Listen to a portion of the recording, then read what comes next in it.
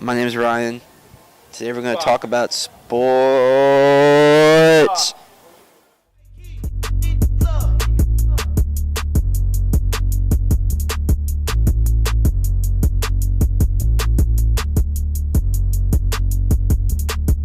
Look, I just flipped the switch. Flip. I don't know nobody else that's doing this. Body start to drop. What's going on, FTCU? Welcome back to another episode of Eagle News Television's Hard Hitters. As always, I'm Ryan. I'm Brandon. And today is a very sad episode. This will actually be our last episode of this season. Boy, does time fly. It does time. Time does fly very quickly, especially when we're having so much fun talking about all these sports. Right. So what are we getting into today? What's first? All right, so the NBA playoffs, just to put it into a quick nutshell, we got the Golden State Warriors, who many believe are going to sweep the LA Clippers. Not only did the Clippers come back from a 35-point deficit, but they tied the series now 1-1, going back to LA. So I'm not saying that the LA Clippers are going to win the series. However, I still believe the Golden State Warriors will still win in 5 games, but it's just very interesting to see how did the Warriors with Kevin Durant, Steph Curry, and Klay Thompson blow a 35-point lead, and especially in the second half. Then you got the Milwaukee Bucks, who are comfortably leading the Detroit Pistons 2-0. No sweat there, just saying. You got the Boston Celtics leading 2-0 against the Indiana Pacers, but you also have the Brooklyn Nets and Philadelphia 76ers that are knotted up at 1 apiece.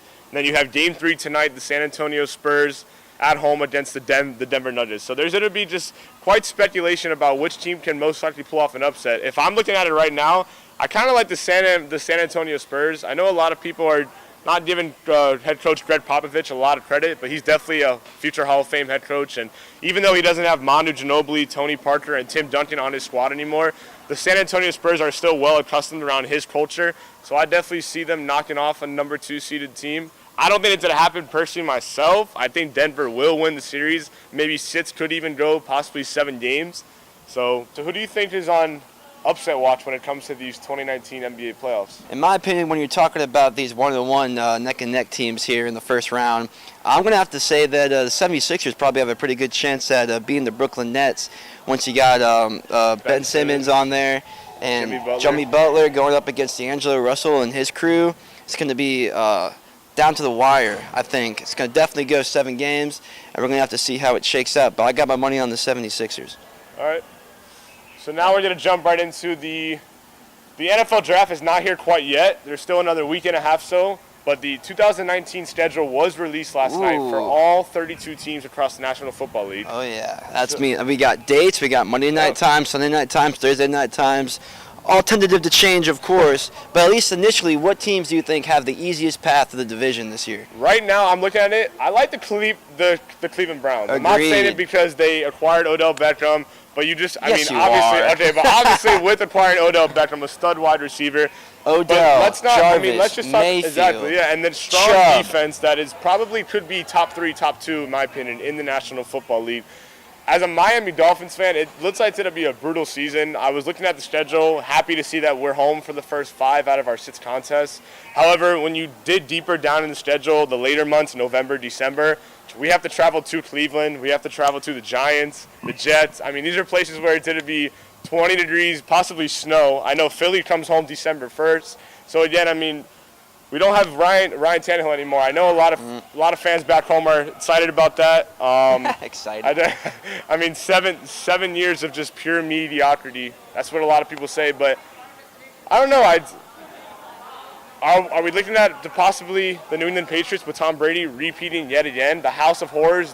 It's the same. It's like a movie tale over and over. Once upon a time, and then the end. I don't know. I think New England without Rob Gronkowski, they're gonna have to draft a decent tight end in this class. Like I said, we were talking about it on a previous show. Maybe grabbing the Alabama tight end, Irv Smith Jr. But I don't know. I'm just excited that the schedule's released. Again, there's still a lot more time left. You still have OTAs and training camp. So do you think that Sam Darnold and Le'Veon Bell have a chance of knocking out the that's Patriots? That's what a lot of people were speculating about. I know Le'Veon Bell did sign, I believe it was a 4-year, $52.5 million deal. Being that they're in the Dolphins division and we have to see him twice a year, I'm just excited to see how Adam Gase coaches a team inside Miami's division. I mean, he was our coach. He led us to the playoffs his first season. However, is he able to take that next step now? And not only was he teaching Ryan Tannehill, now he's teaching Sam Darnold, who's obviously younger than Ryan Tannehill, who's in his second season. Le'Veon Bell, as we know what he can do, probably the most explosive running back in the NFL. I'm excited to see what the Jets can do. I obviously don't want to see them knock off the my Miami Dolphins, but hey, we'll see what comes out. Talk about fresh starts and new beginnings. What reminds me of that is the AFC South here. We got lots of good teams in the AFC South with the Texans, the Colts with Andrew Luck who could still swing it around, the Titans who have remained consistent as long as Marcus Mariota can keep that nerve damage out of his hand. And then you have the Jacksonville Jaguars, brand new quarterback with Nick Foles. Wow. But the thing is that I'm not really going to take the Jaguars to win the division. I think they're going to do well, a lot better than the 4-12 outing last year. But I think it's going to take a little while for a brand new quarterback there to get a little situated, get into the offensive game plan. Got a brand new coordinator too down there after Hackett took up to Green Bay, which I won't go on a tangent on this time. Y'all are welcome. So I'm going to say from the AFC South, despite all the changes and acquisitions in that division, I think the Texans are going to come out on top. Yeah, I think the Houston Texans should come out on top. I mean, as long as if Deshaun Watson can stay healthy for a full season. We already know with DeAndre Hopkins, one of the top receivers in the league. But what a great story by Indianapolis last season. They started the 2018 campaign 1-5. They ratted off, I believe it was 9 out of 10 wins. Killed it. To close out the division. They knocked off Tennessee in a pivotal Week 17 contest. It's going to be a neck-and-neck battle between the Houston Texans and the Indianapolis Colts. But to be honest, though, don't sleep on the Jacksonville Jaguars. I like the way Nick Foles, again, led a Super Bowl championship, backup quarterback in Philly. It's probably one of the most inspirational stories you're going to hear around sports. I'm not saying the Jaguars did go to the Super Bowl this year. Let's just relax a little bit. But hey, Jacksonville could secure a wild card spot. We know that defense led by cornerback Jalen Ramsey. We know what he's able to do. He's able to snap down interceptions. Same goes for the Dolphins with cornerback Xavier Howard. But hey, we'll see. So what do you think about these Seattle Seahawks coming out of their division now that they have made Russell Wilson the highest paid NFL player? Do you think that he's really deserving of that title? So Russell Wilson obviously having won a Super Bowl, knocking off the Peyton Manning and the Denver Broncos. I don't think he deserves to be the highest paid quarterback. If you want to talk like Super Bowl ring-wise, Tom Brady, I mean, I know we sometimes like to say, oh, Tom Brady's a cheater and he did this and he did that. But at the end of the day, head coach Bill Belichick, he's not playing for Tom Brady. Tom Brady's playing for himself. And what he does year in and year out is it's amazing to watch. At his age, the way he's able to do it, the way he was able to walk into a tough place in Arrowhead Stadium with Patrick Mahomes. But again, that's what I'm saying. Do I think Russell Wilson is a top 3 highest paid quarterback? Yes, for sure. Seattle, I believe, was looking into other quarterback options, whether you look into the free agency market or maybe possibly selecting a quarterback. It was nice that they got the deal done. I don't know if you saw the video he posted on his Instagram account. He was like, Seattle, we got a deal. So I guess he's pretty much excited. I'm sure his wife's pretty much excited. Back in Seattle. So, but if you want to ask me if he deserves to be the highest paid player, I'm going to have to say no. I like Tom Brady, again, Super Bowl rating-wise. You could even throw in Matt Ryan, Kirk Cousins, so... Not to discredit Russell Wilson, he was great for Seattle, and his escapability is second to none, miraculous. Exactly. He can create something out of nothing better than almost anybody. He's one of the best in my opinion, one of the best dual threat quarterbacks. Exactly, but dual threat to the tune of $140 million. I'm not so sure about that. He throws a lot of picks, and now that he doesn't have that, the Legion of Boom is not around anymore to back him up on the other side of the ball. He's going to have to make sure that he's really concise with his passes and maybe isn't running around so much to really earn that money. When you talk about players who deserve to be the highest paid, it's almost a trend. It's almost a fad in the NFL where you throw as much money as you possibly can at your franchise quarterback to keep him around, not really knowing if he's going to take that next step or regress. It's going to be a huge story for Russell Wilson. If you think, or in my opinion, what I think who should be the highest paid quarterback, it's got to be Aaron Rodgers. Okay. Needs to be Aaron Rodgers. Pure talent. The past 2 years he's been injured. Sat out a majority of the season, 2017. Just last year got injured. Still played. That was actually revealed that he was playing with major ligament damage in his knee for the entire season.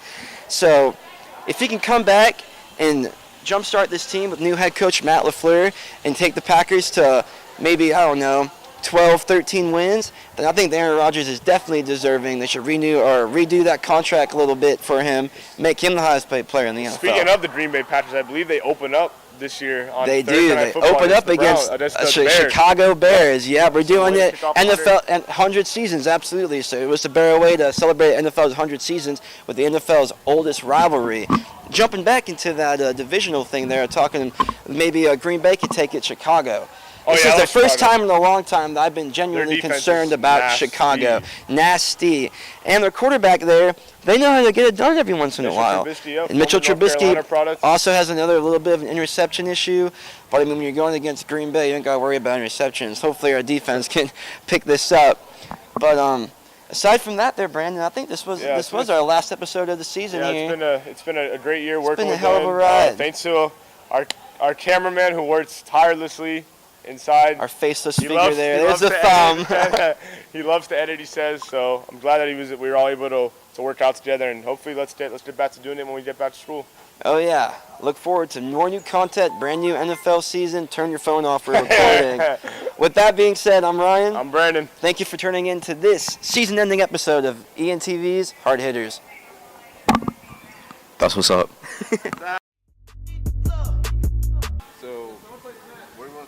Yo, what's going on, bro? Talk about Russell Wilson. Doesn't deserve, dude. A lot of strip clubs back home, you feel me?